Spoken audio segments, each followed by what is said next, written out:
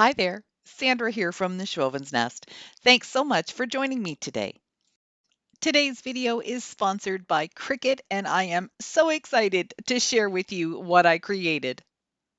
For my first project, I'm using two of these artist panels from the Dollar Tree. They're a 6x6 size. I really love using them as frames. I don't use the panel side, although they'd be perfect for double-sided signs. I'm going to use some black DIY chalk paint, and I'm going to just paint out the frame on the sides, the top, and the inside. Once that was dry, I gave the inside one good coat of white chalk paint. Here I am in Cricut Design Space, and I've clicked on images where I have access to thousands and thousands of different images and text and designs that are ready made and super easy for you to get going with your crafting. For my first sign, I'm going to use this sweet little Farm Fresh windmill. I thought it was absolutely beautiful. It's dark green, so I'm going to change it to black because that's the color of vinyl I'll be using. The Cricut Explore 3 does vinyl cutting and all sorts of other cutting, but it can also do a print then cut, it can do draw, and it can also do scoring with an additional scoring stylus. It also uses smart vinyl and is one of the most versatile machines that Cricut has created. I'm resizing the image just a little bit using the double-sided arrow in the bottom right corner. Then I'm going to click on that white square and just click on the delete button because I was only using it for sizing purposes. Now I'm going to get ready to cut out my pieces on vinyl.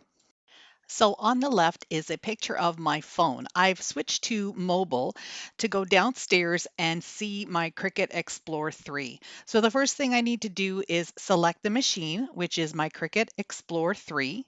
Then I'm going to go ahead and click on all categories, select my projects, and when it shows up, I'm going to select farm signs. I'm going to click on Make It, and then I'm going to decide if I'm going to use smart materials, which I'm definitely using today, and then I'm going to go ahead and click on Continue. Then I'm simply going to connect to my Explore 3. I'm going to press the flashing arrows because that will allow the Cricut Explorer to pull in the vinyl, make sure that it's the correct length and width for my project. Once that's complete, I'll press the middle arrow to start my project. The Cricut Explore 3 has the ability to use smart vinyl, which is what I'm using here. An accessory product to it is the roller tray, which is super handy because you can set the whole roll right into it and it will just move back and forth. Once your project's done, you can go ahead and use the slide cutter to cut the vinyl. With this machine, I've really been able to step up my game for crafting. It cuts really fast, a lot faster than the traditional machines, and I'm really excited to be able to have larger projects done really quickly.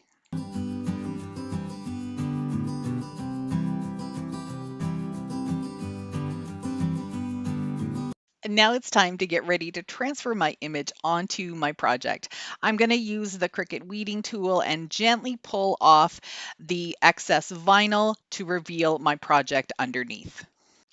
Now I'm going to go ahead and weed out all the little cut details inside the rooster. I've got so many ideas floating around in my head to use the Explore 3 for. It can cut over 100 different types of materials.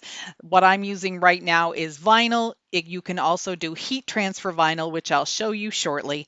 To get my image off the backing, I'm going to be using Cricut's clear transfer paper. I'm going to then put it on top of my image and then use the Cricut scraper to just press on it really hard so it adheres to the transfer paper. Then all you do is grab the edge of the transfer paper and peel off the image and it'll stick to the transfer paper. It's so simple to get such beautiful designs and decor projects. All you do is stick that transfer paper down onto your project, take the scraper again, scrape it down, and then pull up the transfer paper and you're left with this beautiful rooster weather vane on a cute little sign.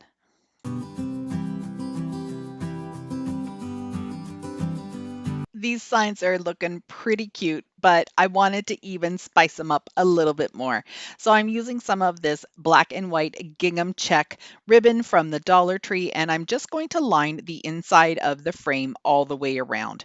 Just using hot glue and pressing it down, mostly in the corners, just to make sure that it stays in place.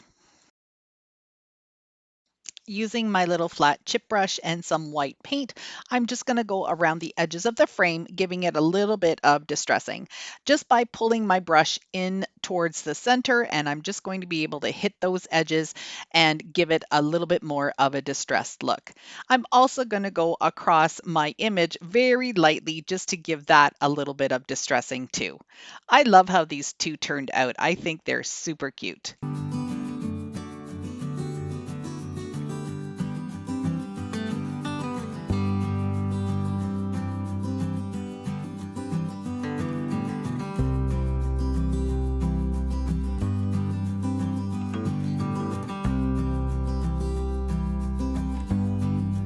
For my second project, I'm going to be using heat transfer vinyl. So I'm going to set up my Cricut Easy Press so it's ready to go when I need it.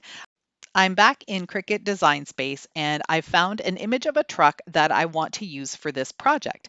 I'm also going to be adding some text. So I click on the little text button and a little box pops up and I can go ahead and just type in the words that I want. You can very easily change the font style by clicking the font button and scrolling through and selecting what you want. My favorite thing about Cricut Design Space is being able to curve the letters. You can curve them down or you can curve them up. And I just think this makes all your projects look so high end. This is my first time using Cricut's Smart Iron-On Heat Transfer Vinyl, and I'm just weeding it out the same way that I did my first projects and just making sure that all of the little lines are where they're supposed to be. This is the ironing pad that comes with the Easy Press, and I'm just going to place that underneath my drop cloth fabric and position it where I want it to be to make sure that I don't burn my table. So now I'm just going to place my image down where I want it and lift the Easy Press and just place it on top and just let it sit for the 30 seconds. To start the timer, you press the green C button on the right-hand side of the machine. To find out how much time and what temperature you need to use for your project, go online to Cricut's Heat Press Guide. The instructions for the drop cloth fabric were to do the 30 seconds, then flip your design over and do it for an additional 15 seconds on the other side, just to ensure that the vinyl is securely on your fabric. Once the fabric has a chance to cool, you can gently peel off the backing. I was so excited. This was even better than doing a paint reveal, that everything was sticking properly, nothing lifted off. I'm so excited to be able to open up this whole new world of possibilities for my crafting. I decided to add some decorative ribbon as striping on both sides of the decal, and I'm just going to use hot glue to put them on. This is not going to be a usable dishcloth. It's going to be for decor purposes only, and I'll probably just hang it over my stove handle. I flipped it over and all I did was just hot glue somewhat of a hem just so it would be nice and straight and it would hang properly. I'm using my fabric scissors to cut a straight line all the way along the bottom. And then I'm going to use one of Dollar Tree's little scoring tools to help me pull out some of the threads so I can create a fun little fringe. I'm going to add one more piece of ribbon all the way along the bottom, and then I'll just wrap it around the back and hot glue it in place again.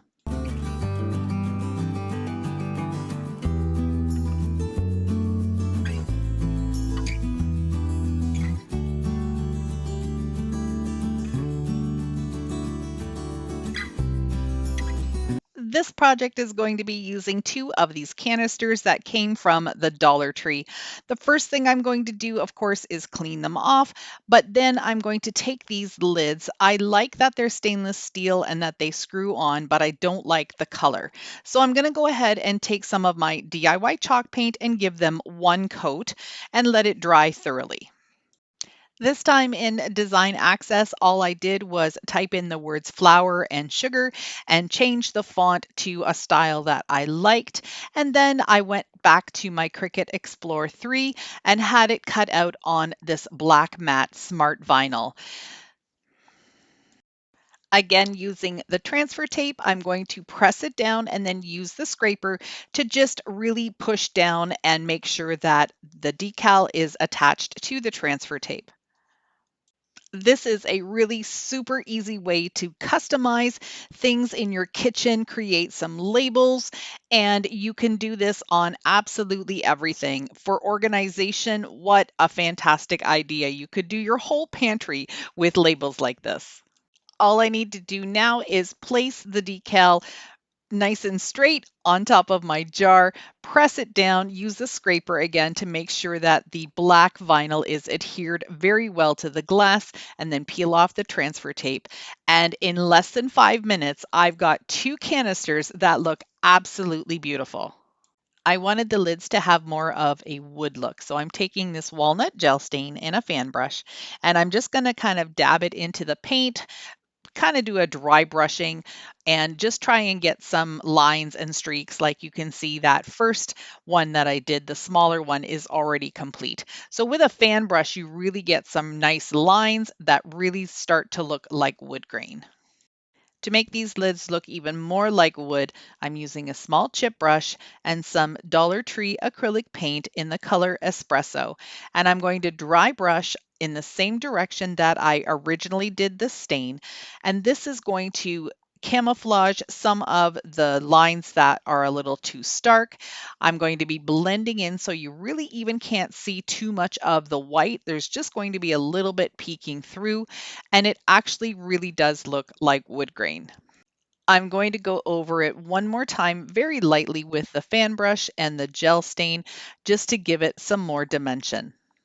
I wanted there to be a little bit more black on these canisters just to bring out the vinyl as well. So I'm taking 2 of these little candle cups that I got from the Dollar Tree. One of them had been used for a different project previously. I'm just going to give them each one good coat of black chalk paint and let them dry thoroughly.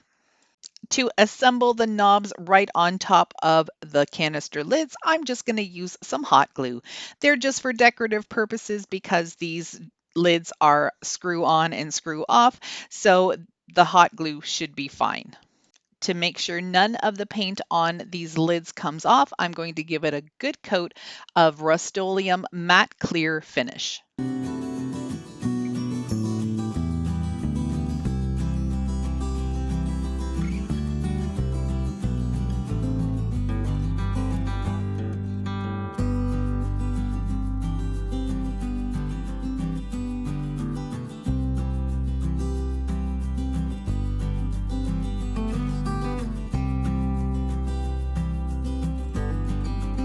I hope you enjoyed these farmhouse DIYs.